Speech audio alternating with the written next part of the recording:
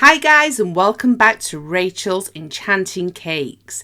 For today's tutorial we are going to be turning your Terry's chocolate orange into this beautiful Valentine's Day red rose.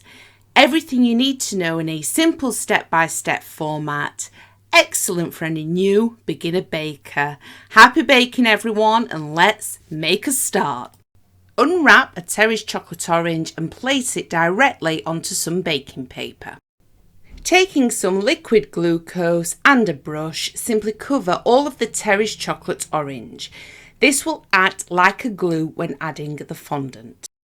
Roll out exactly 150 grams of red fondant, keeping it in a circular shape. Gently place this over your Terry's chocolate orange, negotiating the pleats from the top to the bottom, using your hands to smooth it out. I then smooth this out a little bit more using one of these flexible cake smoothers by Squire's Kitchen. Do not worry if you don't have this piece of equipment, as it is not essential. Cut off most of the excess fondant using a sharp knife. I then smooth out the rest of the fondant just around the base before cutting off any excess fondant. Taking a small ball of red fondant, I then shape this into my hand until it's more of a cone-like shape. This then wants to be placed directly on top of your covered Terry's chocolate orange and simply smooth it into place as pictured here. Taking 100 grams of my leftover fondant and half a teaspoon of Tylo powder. Simply add this directly to your fondant and knead it in. This will turn the fondant into gum paste. It will be easier to work with, set harder, and allow us to create those beautiful rose petals extremely easily. Using very basic shapes, here I have a heart and a circle cutter. I have rolled out some of the gum paste and I start by simply cutting out the hearts. I then smooth out the base of the hearts using the circle cutter.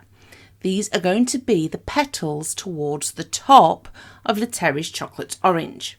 It's a very simple process and all you will need are different sized hearts. Now, if you have a ball tool, it makes it very easy just to smooth out the sides and you'll get more of a ruffled like effect. This will just make the petals look more natural. However, these are all made for new beginner bakers. So if you have not invested in some of this equipment yet, don't worry. You can still make them, just squeeze the ends of the gum paste instead with your fingers. It won't be quite as effective and it will take just that little bit longer, but it's still doable. Simply repeat this process for all of the hearts that you have cut out. Now, time for the fun bit. It's amazing what you can do with such simple shapes, just using some edible glue and taking our love heart shaped petals. I simply wrap them gently around the Terry's chocolate orange egg, starting at the top where we placed that extra cone just to give it more of a rose-like shape, and then I simply just work my way down. You are going to need some slightly different heart shapes, some larger hearts. Make sure you cut off the bases of them, but it's a very, very simple, easy technique, as you can see. Remember, you do not need the ball tool. You can simply use your fingers on the end of each petal. Work your way down, add as many as you want. It's very fast to do, very easy, but it's so effective.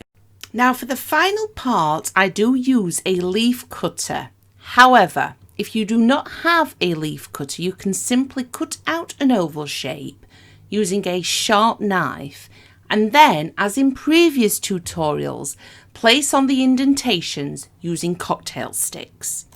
Using a small amount of edible glue, I simply glue these directly to the base of the rose. I place the glue where the indentations are, and then I use a cocktail stick just to bend them down slightly, just to make the rose that little bit more realistic. And after leaving this to dry overnight, I simply picked it up and placed it on a decorated cake drum. Happy baking, guys. It really is as simple as that, and I will be back soon with more new, completely free content.